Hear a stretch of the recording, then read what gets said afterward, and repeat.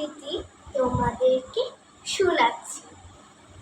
বলা বলি কবি শ্যামলকান্তি দাস।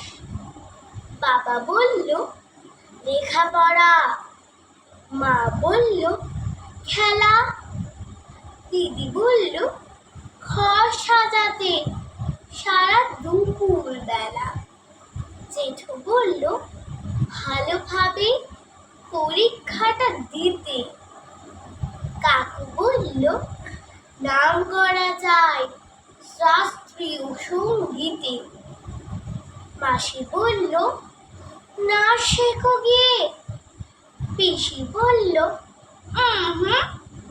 সিনেমাতে মুখ দেখাবে, দত্ত বাড়ির কুহু, দাদা বলল ব্যবসা করো, আনতে হবে টাকা, নইলে তোমায় বুঝবে না কেউ, সারা জীবন ফাঁকা।